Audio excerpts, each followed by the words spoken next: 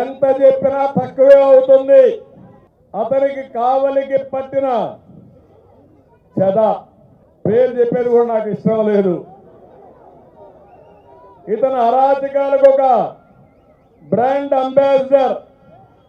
Layout వేస్తే కప్పం కట్టాలి, ఇల్లు కడితే కమిషన్ ఇవ్వాలి, షాపు పెట్టుకుంటే వసూలు చేస్తాడు.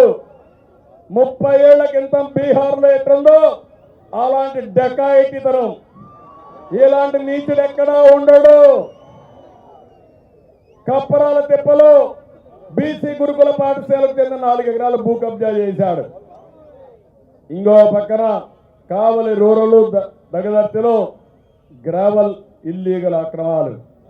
దళితుడైన కరుణాకర్ పైన ఆయన సాగు చేసుకున్నటువంటి చేపల చెరువు కొట్టేసి దిక్కులేక ఆత్మహత్య చేసుకుంటే అతన్ని కుటుంబాన్ని ఆదుకున్న పార్టీ తెలుగుదేశం పార్టీ అని చెప్పి నేను మీకు తెలియజేస్తున్నా. ఇలాంటి చాలా చేశారు.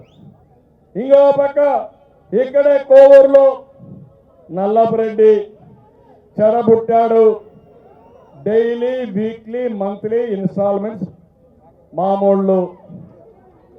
శాండు ఒకటి కాదు తమ్ముళ్ళు, గోవా నుంచి పాండిచ్చేరి నుంచి బ్రాంతి కూడా ఇక్కడికి వస్తా ఉంది. లేఅవుట్ చేయాలన్న కమిషనే, శాండ్లో కూడా దోపిడీనే. కడాన వాళ్ళ తమ్ముడే చెప్తున్నాడు ఈయనకి మాత్రం సీట్ ఇవ్వద్దండని, వాళ్ళే చెప్పే పరిస్థితికి వచ్చారు.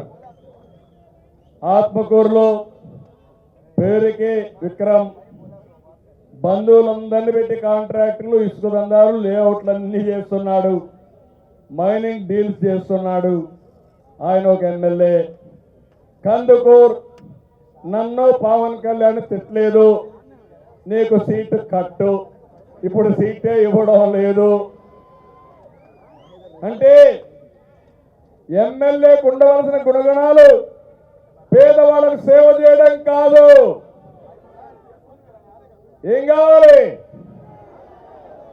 బూతులు తిడితే అలాంటి బూతుల రత్నకు ఎమ్మెల్యే, బూతుల సామ్రాట్కి ఎంపీ, ఇంకా ఎక్కువ తిడితే అతను నట్ట సామ్రాట్ కింద పెట్టి అతనికి మంత్రి. ఏం తమ్ముడు న్యాయమా ఇదని మిమ్మల్ని అడుగుతున్నా. అంటే మనం ఉండేది వీళ్ళ దగ్గర బూతులు పడడానికి అని మిమ్మల్ని అడుగుతున్నా. ఇలాంటి వాళ్ళు రాజకీయానికి అర్హులు అని మిమ్మల్ని అడుగుతున్నా. కానీ మీకోసం నేను పడుతున్నా, లేకపోతే వీళ్ళ కథ తేల్చేవాడిని. సభ్యత అడ్డం వస్తుంది కానీ ప్రజల కోసం పడుతున్నాను.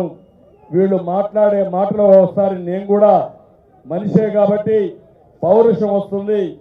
కానీ మళ్ళా మీకోసం, రాష్ట్ర భవిష్యత్తు కోసం సంవేదన పాటిస్తున్నానని మరొకసారి మీ అందరికీ తెలియజేస్తున్నా.